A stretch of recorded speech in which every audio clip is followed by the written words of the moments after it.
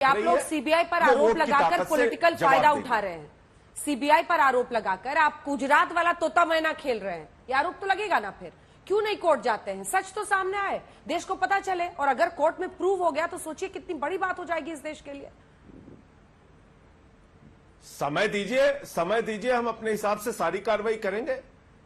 अभी तो एक सच बताया है मनीष सिसोदिया जी ने। अभी तो एक सच बताया है सुधांशु जी उन्होंने।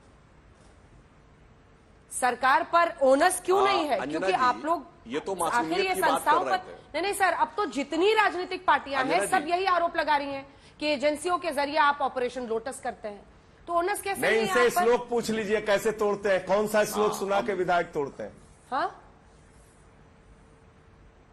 आप देखिए, इनसे श्लोक पूछ लीजिए वो वाला, हम लोग भी सुनना चाहते हैं। कौन सा श्लोक सुना के विधायक तोड़ते हैं? सत्य कितना बड़ा सत्य है, मैं पुनः रिपीट पूछ रहे कि कौन सा श्लोक सुनाकर आप लोग विधायक तोड़ते हैं? कितना बड़ा सत्य है अंजना जी। हाँ। आप देखिए, हम आपको बता रहे हैं, ये हमसे पूछ रहे हैं अंजना जी। जब इन्होंने ये कहा तो पहले इनकी बात का उत्तर देता हूं। जनाब, आप हमसे पूछ रहे हैं कौन टूटता है? अन्ना टूटे, किरण बेदी टूटी, प्रशांत भूषण शांति भूषण टूटे, योगेंद्र यादव टूटे, विश्वास टूटे, साजिया अलवी, अरे क्या क्या टूटे भाई। आप हमसे क्या पूछ रहे हैं? देखी जमाने की यारी, बिछड़े सभी बारी बारी। पता नहीं कौन सा संगीत आपने सुनाया कि सब टूटते छूटते चले गए। खैर, अब मैं इस मुद्दे पे आ रहा हूं। ये सच की बात करते हैं। कितना बड़ा ब्रह्म सत्य इन्होंने बताया कि बैंक के लॉकर में बच्चे का झुंझुना रखा था, जो 130 करोड़ में कोई विश्वास नहीं कर सकता कि बैंक के लॉकर में बच्चे का झुंझुना रखा हुआ। ये इनके सच का परिचायक है। और अभी भगवान की बात कर रहे थे मान्यवर, आप दूसरे ने दूसरे के बारे में कहा तो अलग बात है। यहां तो खुद केजरीवाल जी ने कहा, अपने को एक प्रकार से कृष्ण भगवान घोषित कर दिया। मैं जन्माष्टमी को पैदा हुआ, कंस की औलादों को मारने के लिए आया हूं। अद्भुत।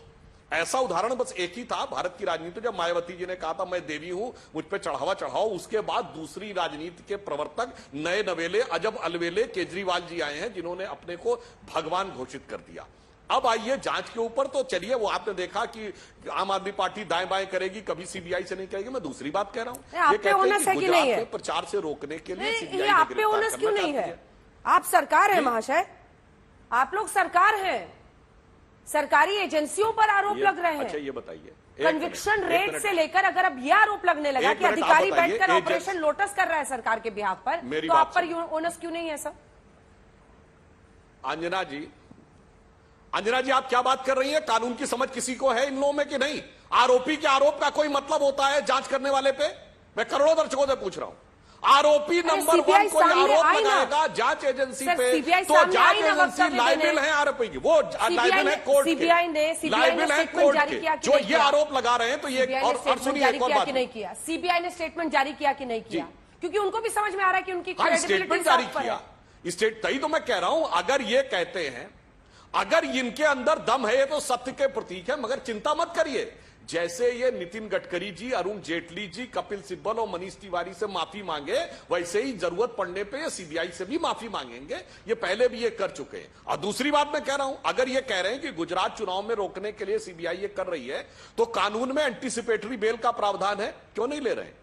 3 बातों का जवाब दे दे। नंबर 1, शराब की नीति सही थी तो विड्रॉ क्यों की, अगर कोई घोटाला नहीं था? नंबर 2, यदि आपने कहा कि जांच एजेंसी ने हमारे से यह उगलवाया है, तो आप कोर्ट में एक एफिडेविट दायर करिए और कोर्ट से कहिए कि वो बंद लिफाफे में जांच का रिकॉर्ड मंगाए, और उसके बाद दूध का दूध पानी का पानी हो जाए। तीसरा, यदि आप कहते हैं गुजरात चुनाव में आपको रोकने के लिए किया गया, तो एंटीसिपेटरी बेल लगाइए।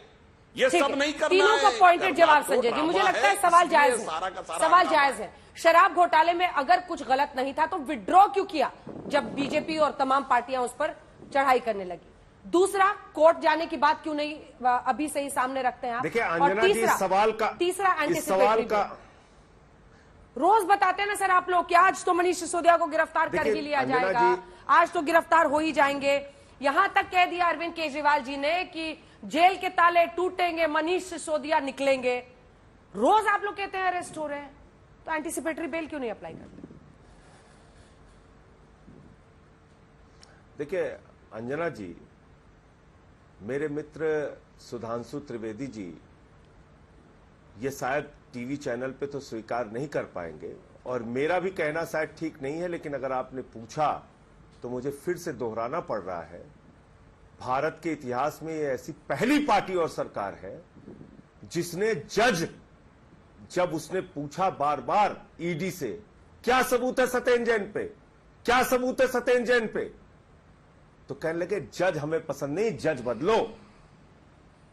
आज ये हमसे कह रहे एंटीसिपेटरी बेल के लिए चले जाए, एंटीसिपेटरी बेल हम ले लेंगे।